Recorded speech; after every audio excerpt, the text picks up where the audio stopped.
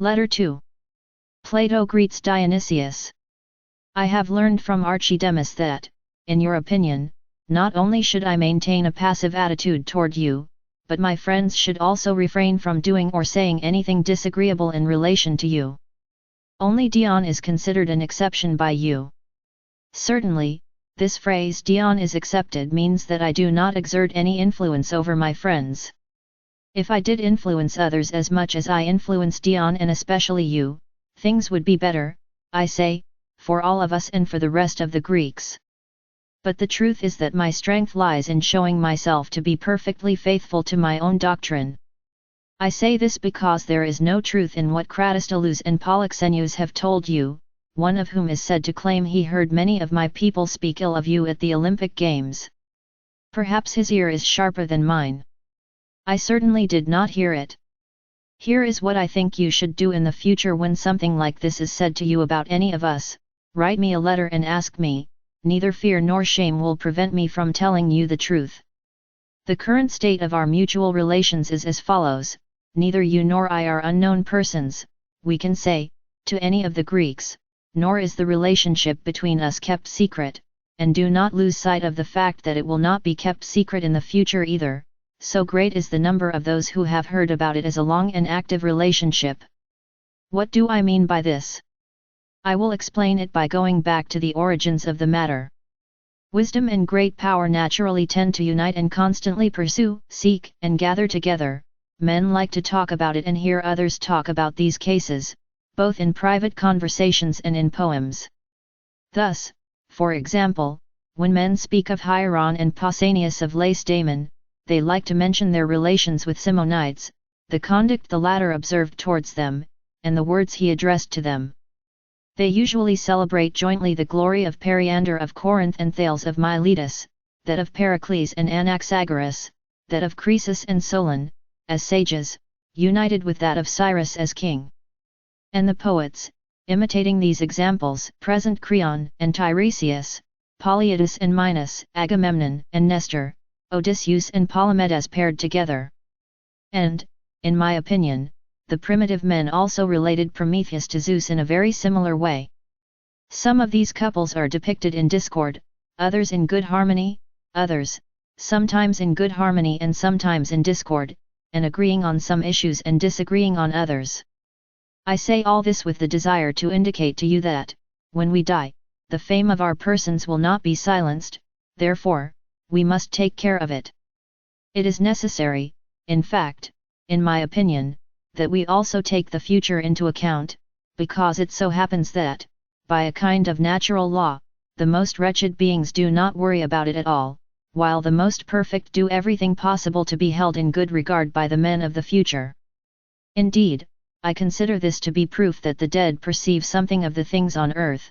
The most select spirits have a premonition that this is so, while the basest deny it, and the premonitions of men who resemble the gods have more authority than those of men who do not.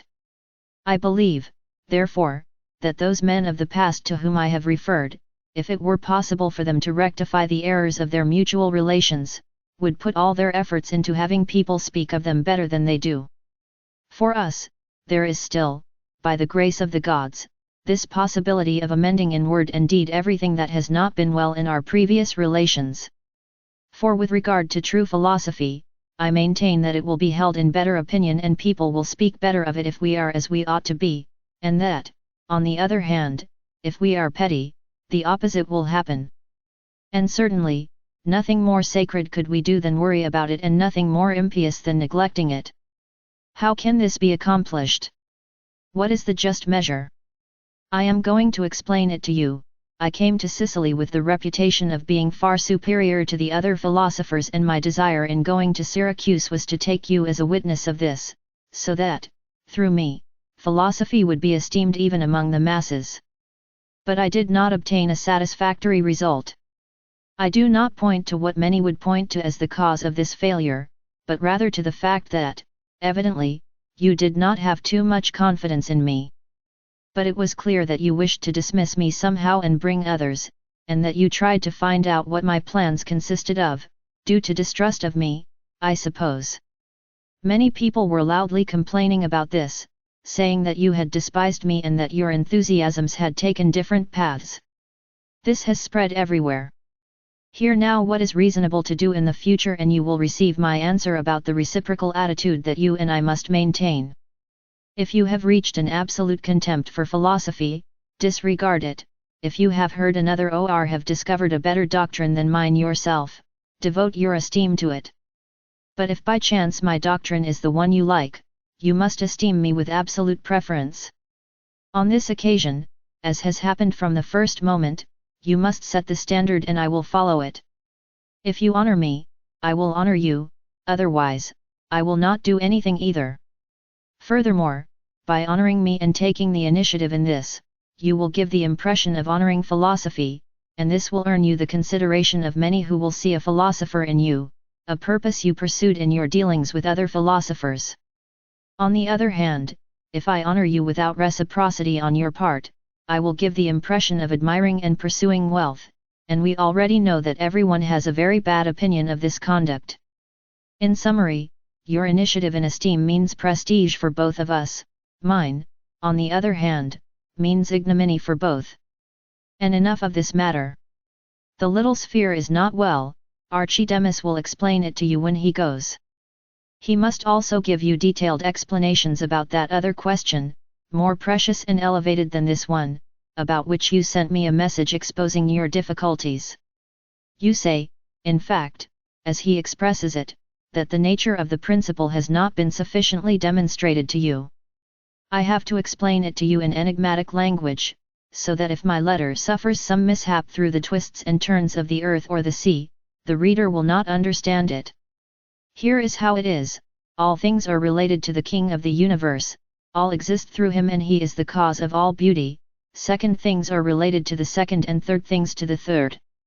Now, the human soul tends to ascertain the quality of these things by looking at those that are akin to itself, none of which proves sufficient. Neither with respect to the king nor to the existences I have mentioned is there anything of such a nature. Then the soul asks, but what kind of question is this, son of Dionysius and Doris, which is the cause of all evils, and more than the question itself, the labor-like pain that is produced by it in the soul, and from which, if man is not freed, it is not possible for him to ever truly reach the truth? You told me in the garden, under the laurels, that you personally had come to understand this, and that it constituted a discovery of yours. I replied that if you truly believed so, you had saved me many speeches. I added that I had certainly never found anyone who had discovered it and that a large part of my work was dedicated to clarifying this problem. But perhaps you heard the solution from someone, or perhaps you came across it by divine design, and later, believing you were treading on solid ground, you did not take care to solidly secure the corresponding demonstrations, but instead jump from one explanation to another in the area of the apparent, when in fact it is not about anything of the sort. And this has not only happened to you, you can be sure that no one ever heard me initiate this question without going through this same experience in the beginning. They are finally freed, some with more difficulty, others with less, but almost none with ease.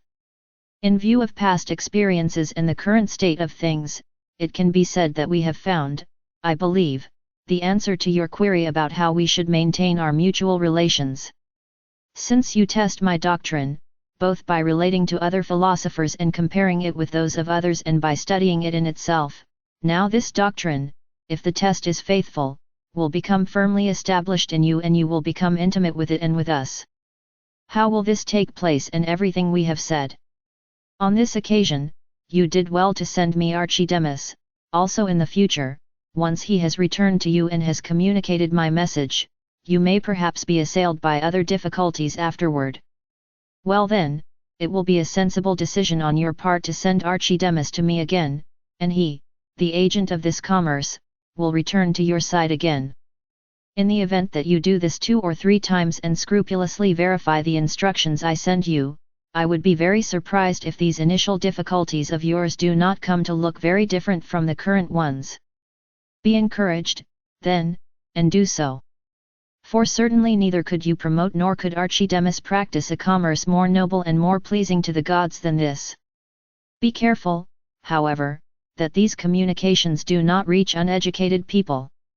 For, in my opinion, it can be said that there are no doctrines more ridiculous than these for the ears of the vulgar, nor are there any more admirable or more inspired for naturally well-endowed spirits.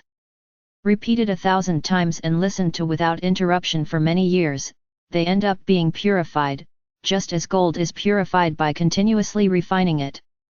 But you will hear what is surprising in this: there are men, and many of them certainly, who have listened to these doctrines and who, endowed with the capacity to learn, also endowed with the capacity to remember and to exercise criticism based on a complete and conscientious examination, being already advanced in age and having received these teachings for a period of no less than 30 years, say that it is precisely now that what seemed most incredible to them at one time results in being more convincing and clearer, and that, on the other hand, what seemed most convincing to them at one time today results in being quite the opposite. Considering this, be careful not to have to regret someday things you have unduly let leak out now.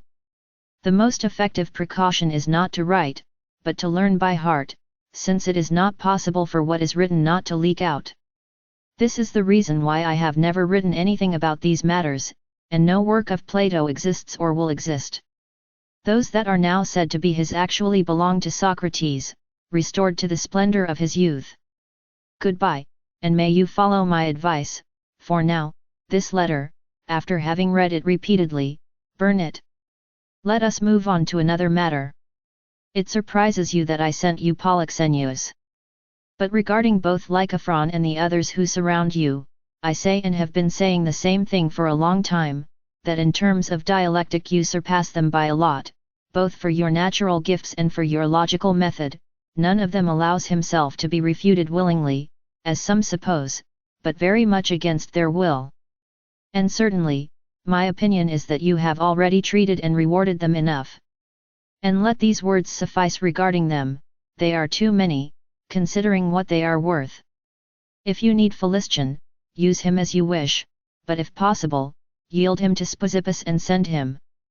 Speusippus makes this same request of you, and Philistion on his part also assured me that if you let him, he would gladly come to Athens. You did well to let the one who left the quarries go. The request regarding his relatives and Hegesippus, son of Ariston, is easy to satisfy, since you already communicated to me that if someone tried to harm him or them and you found out, you would not allow it. Regarding Lysiclides, it is also fair to tell the truth. Of all those who have come from Sicily to Athens, he is the only one who has not changed his attitude in the least when referring to the relations between the two of us. He does not stop speaking well and with the best intention of what happened for a moment.